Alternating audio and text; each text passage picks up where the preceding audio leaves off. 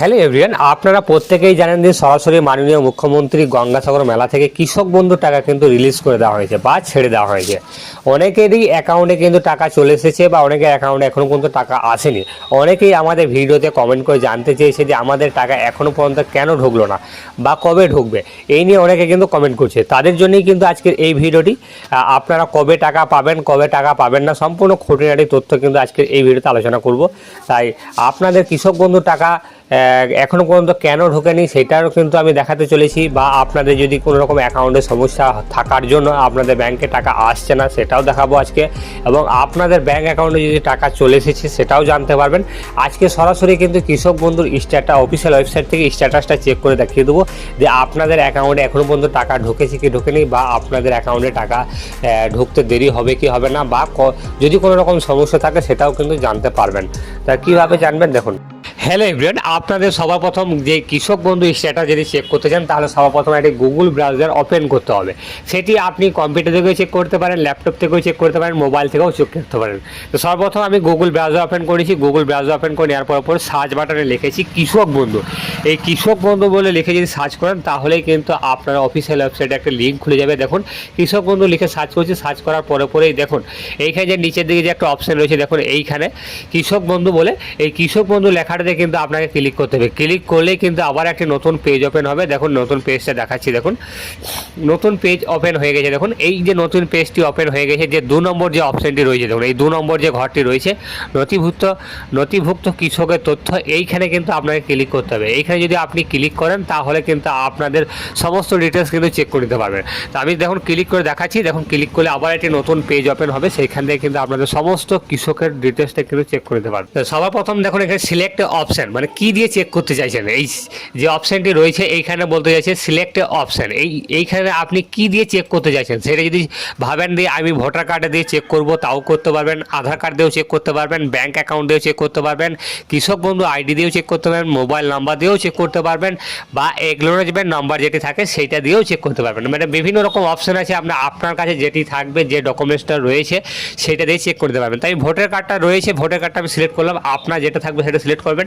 তারপর দেখুন এইখানে রয়েছে আইডি নাম্বার, মানে আইডি নাম্বার বলতে যেটি আপনি সিলেক্ট করলেন। যদি ভোটার কার্ড সিলেক্ট করেন তাহলে ভোটার কার্ডের নাম্বারটা এখানে বসাতে হবে। যদি আধার কার্ড বসান তাহলে আধার কার্ডের নাম্বারটা বসাতে হবে। যদি মোবাইল নাম্বার সিলেক্ট করেন তাহলে মোবাইল নাম্বারটা বসাতে হবে। তাহলে বুঝতে পেরেছেন, এইখানে কিন্তু আপনাকে আমি যেটা করেছি এইখানে দেখুন আইডি নাম্বারটা কিন্তু বসাতে হবে। আইডি নাম্বারটা আমি বসিয়ে দিয়েছি, আমার ভোটার কার্ডে যে নাম্বার সেই নাম্বারটা বসাচ্ছি। আপনাদের যে নাম্বারটা থাকবে সেটা বসাতে হবে। বসানোর পরে এইখানে দেখুন একটা রয়েছে I M A not a robot যেটি রয়েছে, এইখানটা কিন্তু আপনাকে কিন্তু ক্লিক করতে হবে। ক্লিক করতে বলতে চারকোনা বক্সে আমি ক্লিক করলাম। চারকোনা বক্সে ক্লিক করার পরে নিচের দিকে চলে আসতে হবে। এইখানে যে সার্চ অপশানটি রয়েছে, দেখুন এই সার্চ অপশানে কিন্তু আপনাকে ক্লিক করতে হবে।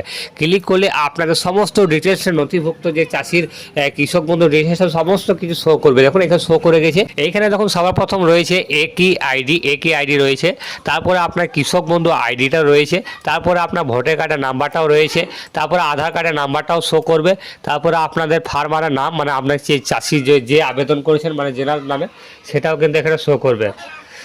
তারপরে এখানে যে ডিস্ট্রিক্ট রয়েছে সেই ডিস্ট্রিক্টটা এখানে শো করবে। তারপরে এখানে যে ব্লক রয়েছে সেই ব্লকের নামটাও এখানে শো করবে। আমাদের বীরভূম ডিস্ট্রিক্ট থেকে দেখছি তাই বীরভূম রয়েছে, এবং আমি সাঁইথিয়া ব্লক থেকে দেখছি তাই সাঁইথিয়া রয়েছে। তারপরে গ্রাম পঞ্চায়েত রয়েছে, গ্রাম পঞ্চায়েতের নামটা আপনাদের শো করবে, এই গ্রাম পঞ্চায়েতে। তারপরে ভিলেজের নাম, তারপরে এখানে টোটাল একর মানে ল্যান্ডের যে পরিমাণটা রয়েছে, মানে জমির পরিমাণটা রয়েছে সেই জমির পরিমাণটাও এখানে কিন্তু শো করবে। তারপরে স্ট্যাটাসের ঘরে যেটা রয়েছে এইখানটা খুবই মূল্যবান। এইখানে যদি আপনাদের স্ট্যাটাসের ঘরে আমার দেখুন অ্যাপ্রুভ রয়েছে, আপনাদের যদি এখানে ইনঅ্যাক্টিভ বা পেন্ডিং যদি থাকে তাহলে কিন্তু আপনাদের কিন্তু টাকা কিন্তু ঢুকবে না, তাহলে এখানে কিন্তু ঢুকবে না। তো আমার এখানে অ্যাপ্রুভ রয়েছে, তাহলে অ্যাপ্রুভ থাকা সত্ত্বেও কেন আমি কিন্তু এখন দেখুন অ্যাকাউন্ট ভ্যালিড বলে অপশানটি রয়েছে, দেখুন ট্রানজ্যাকশন ঘরে এই অ্যাকাউন্ট ভ্যালিড যদি অপশানটি থাকে তাহলে কিন্তু এখনও পর্যন্ত কিন্তু টাকা কিন্তু আমার কিন্তু অ্যাকাউন্টে আসেনি।